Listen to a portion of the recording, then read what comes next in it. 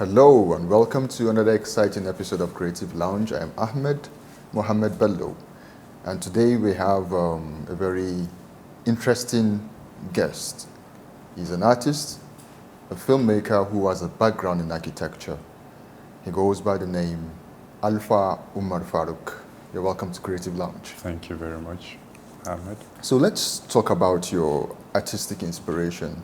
You know, being a creative who is multidisciplinary, what is your artistic inspiration? Well, let's say, for me, we can look at it this way, that I draw power from a source, right? And it's my responsibility to guide that power according to the will of the Most High. Okay. So, you can say my artistic inspiration is always directed towards creating meaningful projects that adds impact and value to mankind as a whole. But understanding the fact that making an impact in the world is vast. So one definitely needs to start making an impact from home, from the world around you. And you can say that that goal, to make an impact, to play my part in the larger environment, it's what drives me, what inspires my art, the topics I choose, what I choose to talk about, what I choose to represent, irrespective of the form of art we're talking about, be it a pencil work, a painting, film, or my writings. It all comes down to the same basic goal, to make a positive impact in the world. Okay. So before we go to film, let's talk about art itself. What kind of themes do you explore as an artist? Well, apart from the commissioned works, which definitely you need to dance to the tune of the client, I look at spirituality. I look at the topic of life and death. I look at the questions of where we came from, what are we doing here, where are we heading. I look at questions like, is there a blueprint? Are we aligning to that original blueprint the creator wanted? Because every creator creates something with a design in mind, right? And every programmer programs something with parameters in mind. So the question, the reflection, whether the mankind, the humanity of today, if we are where we are supposed to be, or if we've strayed. So questions like this are what I seek an answer to while exploring my art. What pieces, would you say has reflected this themes? So we have projects that are actually just recently completed, but they are yet to be launched. So you can say they are in their incubation stage. So yes. Interesting. So let's talk about film. What prompted you to become a filmmaker? I have a reason for asking that. Yes. I'll tell you later. So let's say, for me, I've been blessed with so many abilities, even within the art scene. The ability to visualize, to draw, to paint, to write, to sing, to write music. The challenge once came where I would hear statements like, you need to choose one and leave everything else out so that you can focus on that and hone that skill. But I was of the opinion that no, I wasn't granted these abilities so that I could pick one and discard the rest. So the challenge that I must face is to look for a way to make sure that I develop all these skills and align them for a higher purpose. And for me, film was the answer to that. It's one of the most perfect form of art that I know. In film, you find visual art, which can be likened to your set design. Find even the sketches itself, the pure artistic values, which comes from the storyboard for the movie, from the very inception before you even begin to shoot. We go to the music, sound scoring. There's no way you can have a film without a good sound score. Of course. We go to the writing. We go to the architecture, which goes back to the set design also. So for me, it just became the crown that brings all my abilities together. Then the architecture, where does it come in? Architecture, where does it come in the film, or where does it come in generally in my life? Generally, yeah. Well, do you practice? Believe me or not, I'm a practicing architect. Okay. And we're a design and a construction company. Okay. And as much as we handle projects from inception stages, one of the things we love to do also is to collaborate, even with professionals within the industry, with fellow architects also. In general, you're a creative. I am a creative. Multidisciplinary creative. Yes, that's a correct way to put it. Good. Tell us, how has the society, influenced your works, your themes?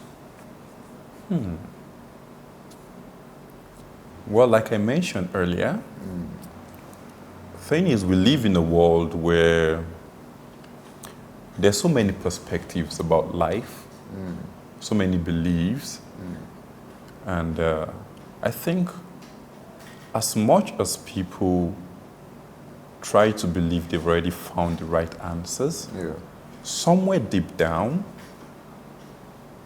I think we all know there's more to these stories. There's much more to discover, to uncover, to know. And you can say sometimes we're only given as much as we are able to handle at a particular stage in our development as a human race. The questions society keep asking, both the ones they ask internally, the ones they reflect, the ones they're afraid to utter, these are such questions that I'm also looking for an answer to. Okay.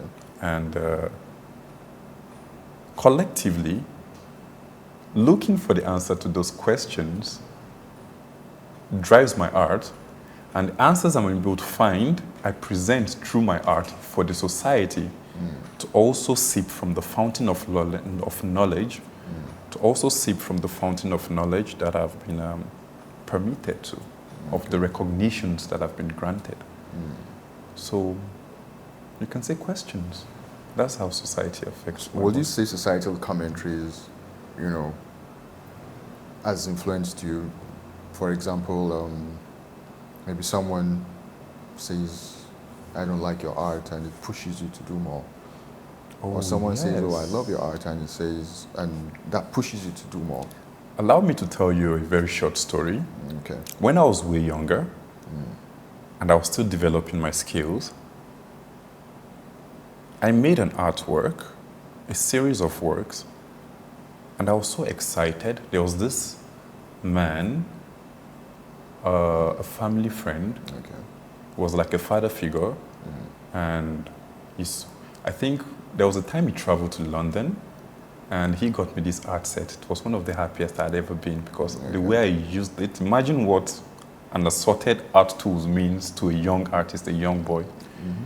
So with every art I made, I was always excited to show him my next work, my newest work. And this time around, after I made this work and I framed it,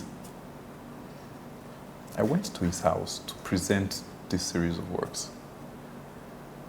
And his response was, oh goodness, I would never forget. You can say he beat me down. He said, what is this? My little child can do this. In my mind of mind, I've made something amazing, trying some strokes, and just beat it down. Said, what's this? That gave birth. It was very painful. The pain was very deep. But really, in this moment, I can only say thank you to him, because whether he was aware of what he had done or not, those comments, it made me to never in this life ever want to settle for anything less than excellence. I think it was in that period Yeah. that my resolution and my conviction formed that whatever is worth doing is worth doing well. I would go the extra mile.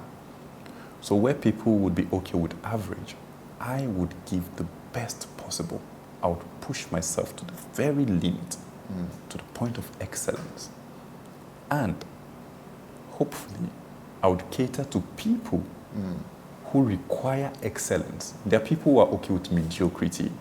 Yeah. They don't mind an artwork that's just there, or mediocrity. They're just okay with average. And then there are like-minded people who are committed to excellence, whether it's in their lifestyle, in the cars they drive, in the businesses, in the way they relate with human beings. Everything has to be impeccable. And I chose that route. And you can say that fire is still burning in me to this very moment. And I'm really looking forward to how far we can go with ennobling not just the works of our hands, but the environment at large. You know, the way we're able to influence it with our activities. So that's something that pushed it. Society, if you could consider him society, that was a scenario where it pushed me positively with a negative comment, but with an amazing result. To be a very great artist, you need to be able to entertain criticism, both negative and positive, especially negatively.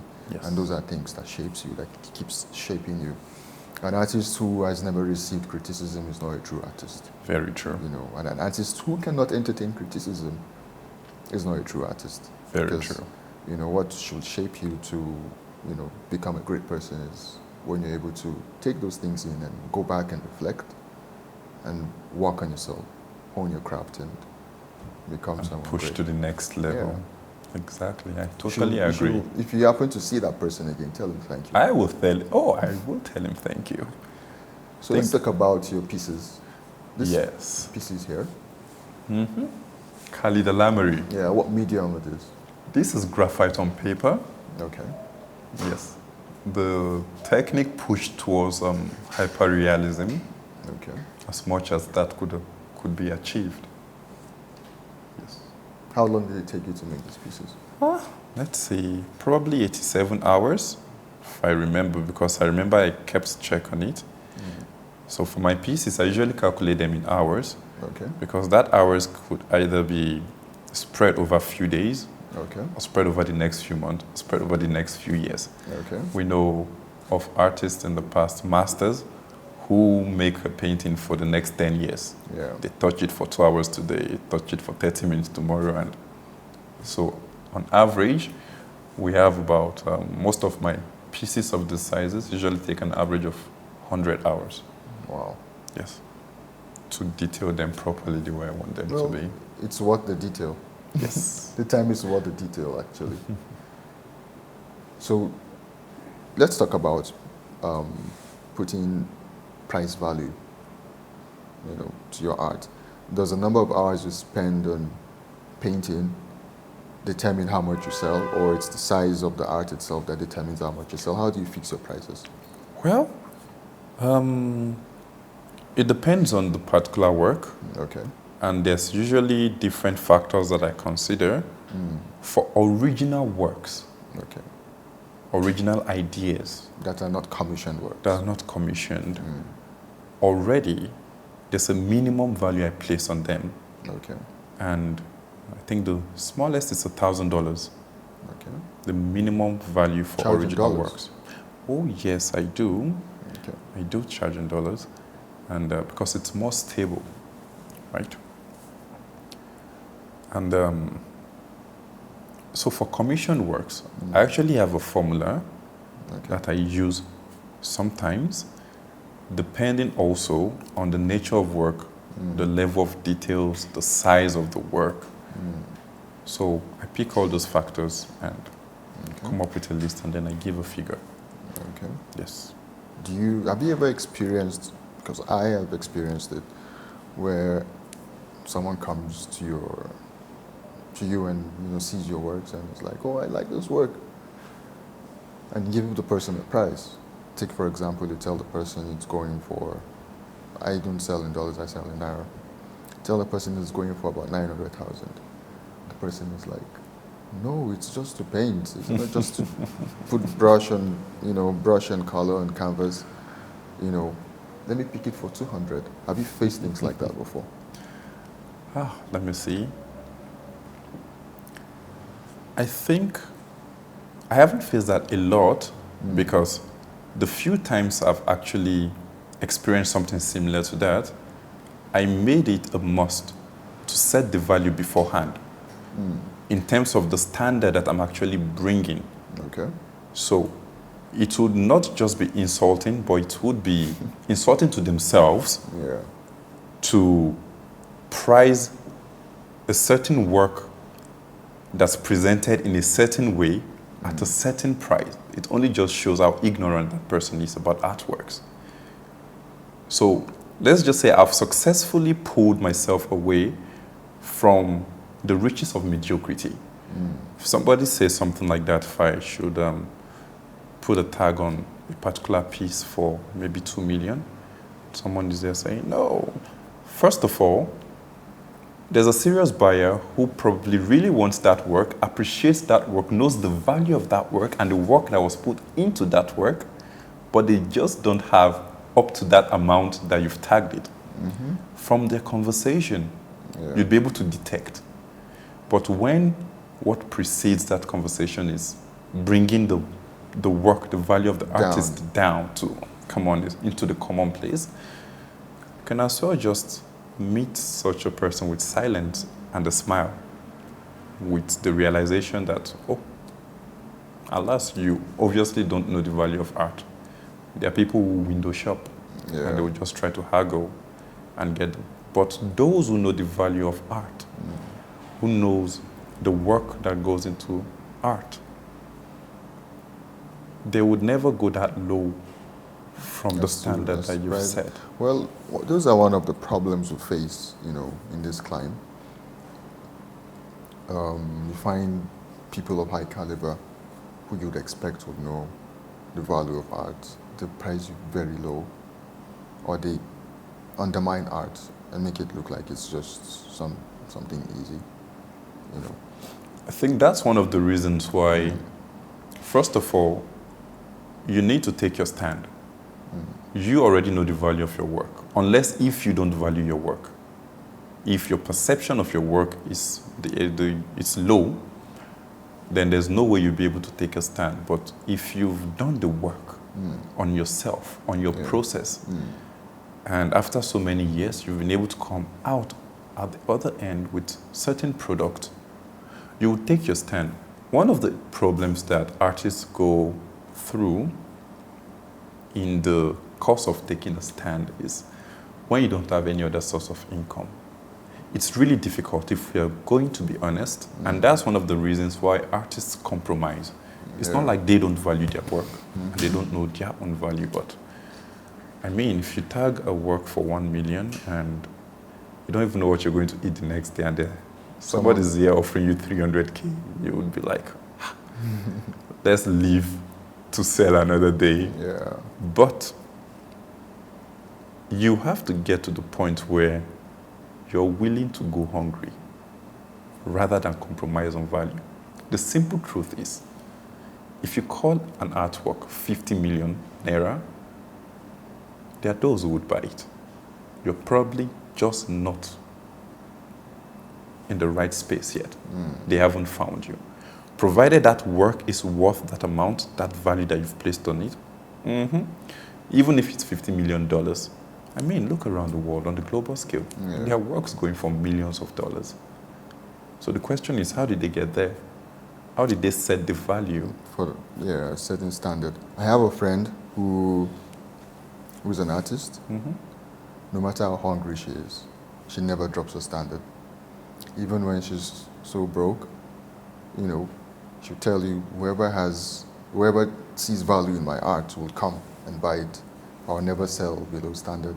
And I commend her for that. Because that's something we should all learn as artists, that no matter what, because compromising on that is compromising on everything. But I think where the problem of, placing value for art is art literacy. A lot of people don't know what art really is. Now, look at those guys on the roadside. If you go to Galadimawa, you see guys carrying artworks. Yes. Those arts are print. But an ordinary person who doesn't have a knowledge of art, who doesn't know the difference, will be like, wow, this is so beautiful. How much is it? And those guys will tell the person it's 10,000 or 15,000. And he buys it, takes it home, hangs it on the wall. A visitor comes in and says, wow, this is beautiful. But they would never know, except they have art literacy, they would never know where he got those pieces from. That's from the roadside. And they wouldn't know that it's cheap, it's not original art. So, And I think that's where branding comes in. Yeah. Because when you're creating a brand that's offering value beyond just roadside artistry, that branding should be able to come with certain values like art literacy. Yeah. The way you're sweeping across like a wave across clienteles and audiences, it should come with the value of educating them on what real art is, what high art is, what roadside art is, what an art print is, what a low resolution printed copy of something is. Yeah. And if every single artist is doing that, I think the general public would be more aware by now that, oh, there's art and there's art. So I think that falls back to us as a responsibility that in whatever brand, provided we're not just some anyhow artist, if we've set a particular standard, we also need information and education to back up that standard, to enable the general public and the audiences to identify the value that you provide beyond just a picture in a frame. Yeah. Art literacy is very important, and it's our duty to conscientize, the larger public. Yes. I know you have an exhibition coming soon. Oh, yes. What should we expect from it? Well, if I do say so myself, you should expect a line of product that radiates luxury for high-profile individuals who understand the value of art at its highest form. It's an Islamic art calligraphy, but in a form that's very unique. You can say it's an avant-garde style. And yes, what we should look forward to is an experience of excellence. And the kind of people we would like to attract there are excellent people who would recognize excellence when they see it. I mean, excellence desires excellence. So excellent people, wherever they are, they should look forward to the upcoming exhibition titled Expressions. And what expressions mean, the reason why expression was chosen is because the artworks is an attempt to express veneration for the creator. Let's say it's an act of worship through art. Glorification of the Almighty through His creatures. And yes, I mean, nothing else should be more excellent than anything that has to do with the Almighty Himself.